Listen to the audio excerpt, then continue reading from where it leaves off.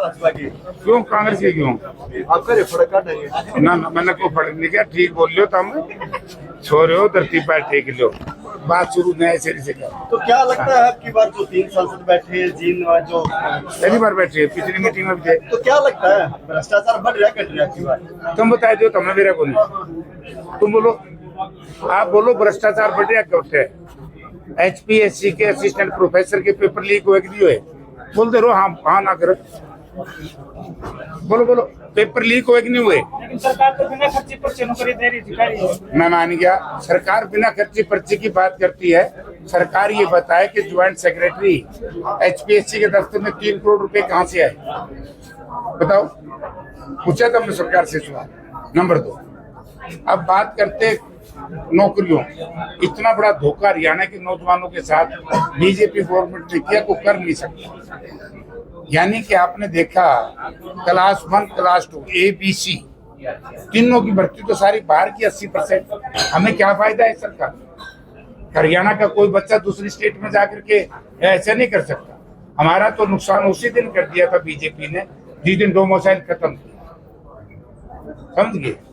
तो इसलिए अब की बार, पिछली बार तो बच गया सोता, अब की बार जनता को पता लग गया भ्रष्टाचार बीजेपी राज में चरम सीमा पर, महंगाई चरम सीमा पर, लॉ एंड ऑर्डर की स्थिति बड़ी दयनीय खराब, बेरोजगारी चरम सीमा पर।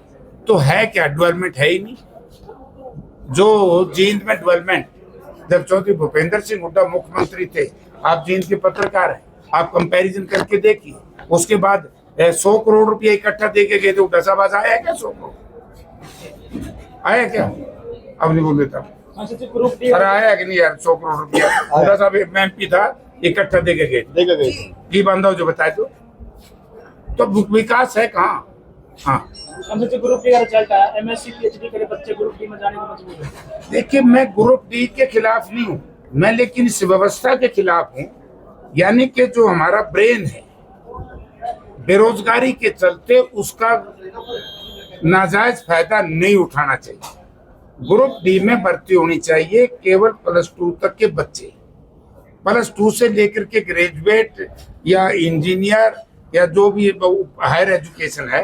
तो उसमें दूसरी लोग, यही तो मैं कहना चाहता हूँ कि सिवाय डी ग्रुप से दूसरा रोजगार यह मिलता नहीं, तो बेचारे PhD या MSc या लॉ ग्रेजुएट क्या करेंगे? वो यही सोचते हैं कि भाई मजबूरी में तुम ने जो मिल रहा वो ले लो। तो इसलिए मैं कहना चाहता हूँ कि बड़ी भारी बेईमानी हरियाणा प्रदेश के नौजवानों के साथ, बेरोजगार नौजवानों के साथ। यानी कि B ग्रुप भी 2, लेकिन ABC वहां नौकरी क्यों नहीं दी जा रही भाई? तो जब ये बातें होंगी तो फिर लोग फर्क मिटा देंगे कि नहीं बीजेपी की? ये बात है। MP साहब, जो ये राशन का भी मैंने मैडम से भी सवाल किया था, आपसे भी मेरा सवाल है कि राशन बिजली दरें तो बढ़ा दी गई हैं, गरीब आदमी का राशन जो है 40 रुपए में 2 लीटर तेल मिलता था, उसकी 100 रुपए कीमत हो गई है। उसके बारे में आप क्या कहना चाहते हैं? मैडम, जो मौजूदा सरकार है ये गरीब विरोधी है जी। हमारे कहावत थी कि क्या कटड़ा, देसी भाषा में कटड़ा कहते हैं, काटड़ा बोल रहे हैं, घास गले यार इलाज के भूखा मर जाएगा। हाँ। तो भाजपा गरीब की कैसे हो सकती है? धनाढ़े लोगों की। आपको सारा दुनिया जानती है कि किस तरीके से लोगों के खून और पसीने की कमाई देश के 10-15 लोग विदेशों में लेकर के बैठे, उनका क्या किया है? काला धन लाने की बात की थी, कहाँ है? रोजगार देने की बात कही, कहाँ है? किसान को MSP देने की बात की, कहाँ है? तहसीलदार भी हारता आ गया, और यो मतलब ग्रुप डी तो लगेगा एक हरियाणा के, और तहसीलदार भी हार गया। यही लड़ाई है, यही लड़ाई है।